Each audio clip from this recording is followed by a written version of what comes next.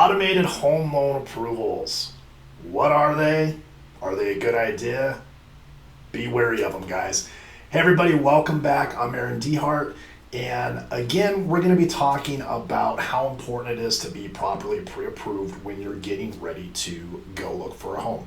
Now, I preach this all the time. If you're new to my channels, guys, please give me a like and a subscribe.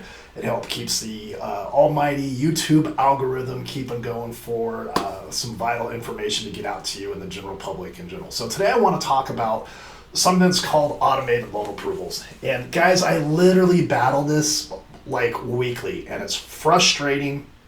It makes the real estate industry and it makes the home loan mortgage industry look cheap and unprofessional, and I hate it. Now, one of the biggest things that I've always believed in with all my clients is full transparency. Guys, at the end of the day, I just want you to take a step back, and as the old saying goes, if something sounds too good to be true, it probably is. Guys, would you want to be borrowing $300,000, $400,000, $500,000 and just assume that everything is okay from just taking 20 minutes, 15, 10 minutes, whatever long it takes to fill some information out on a computer and get an automated loan approval? No. So today in this video, I'm going to take you guys through what to look out for, what you should be doing, when you should be doing it, and what documentation is required. So guys, the biggest thing with home loans, first of all, back in 2008 to 2010, they tried very minimal documentation loans. There is a place for them, but the standards for those are much more higher now 15 years later as they were opposed to 2008, 2010. So for the majority of this video, what we're going to be talking about today is called qualified mortgages, or QM home loans, QM mortgages. What that means is we have to prove everything that we're qualifying you for.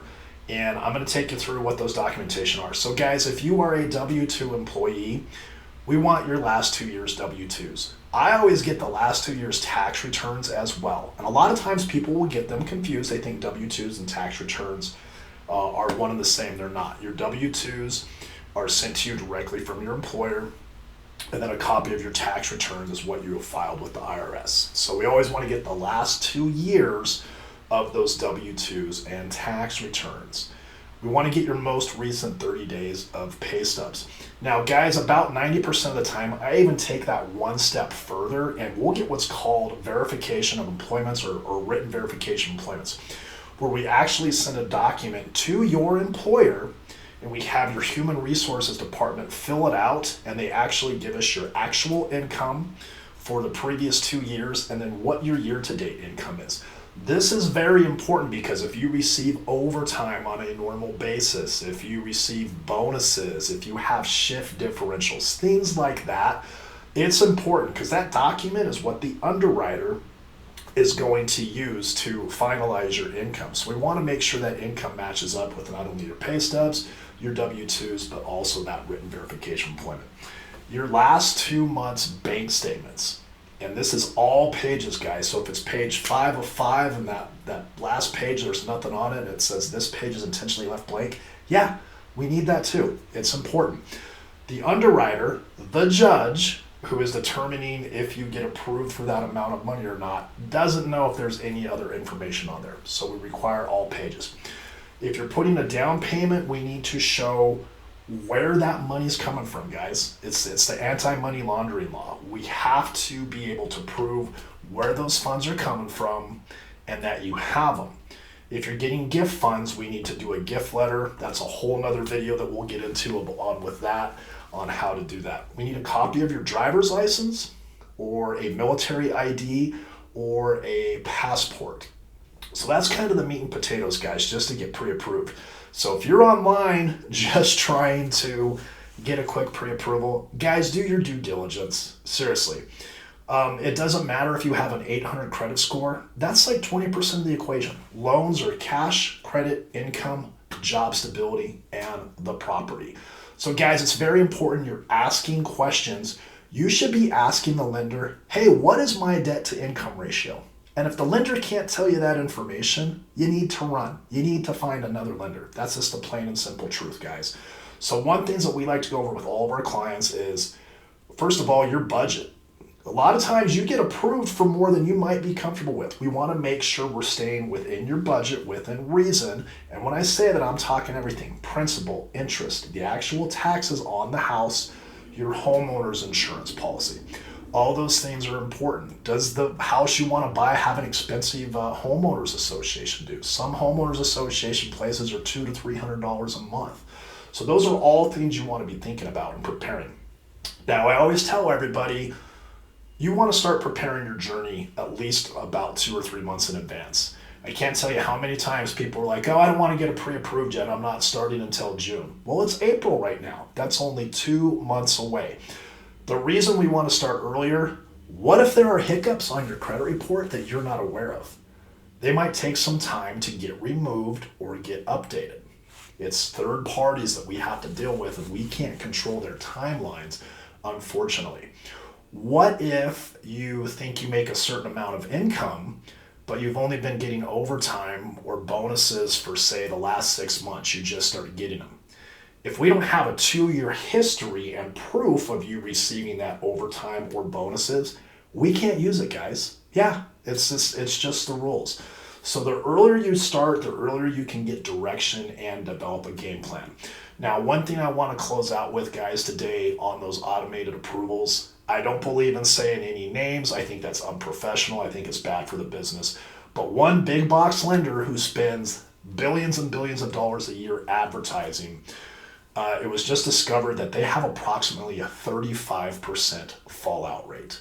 What does that mean? That means that 35 out of 100 loans that they say are pre-approved and actually get into contract to buy a home fall out of escrow because there wasn't proper due diligence done up front. The proper documentation was not gathered or reviewed. So that's all very important, guys. So guys, when your lender's asking for stuff, it's very important.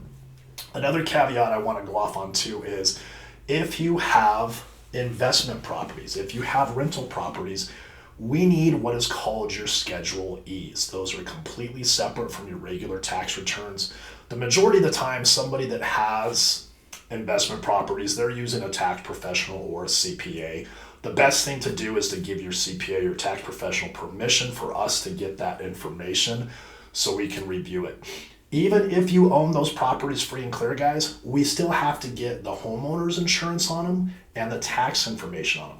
All that goes into the big mixing pot of what your debt to income ratio is. So when your lender's asking for something, there's a reason. Guys, I hate paperwork, I swear to God, but it's a requirement. And at the end of the day, I just want you to think, if I had $300,000, $400,000, $500,000 to lend to somebody, you better bet your butt you're going to make sure that they have the ability to repay you as agreed upon. And then right before the end, you're going to double check that stuff. That's what it is. So guys, when you're getting pre-approved or you're looking online or something like that, make sure you have an individual that you can talk to. A lot of those big box lenders and online lenders that spend a lot of money advertising, guys, they don't care. It's your money, and it's your money that's at risk. It's moving vans, it's moving trucks, all different types of stuff is at risk. So one, really make your pre-approved. A lot of times we'll even go a step further, guys. If it's a little bit of more of a complicated loan than the norm, we'll even get that underwritten up front, which means we're actually going to package it together before you're in contract on a house, send it to an underwriter to have them actually review your credit, your income, make sure all your assets are fine. That way we know it's already been reviewed by an underwriter. We can get you to the closing table. So guys, leave me a comment below. I would love to have more ideas about more videos and more information you want to see on the home buying process. As always, again, give us a like and subscribe, and we'll be talking to you soon. Thanks for watching, everybody. Have an amazing day.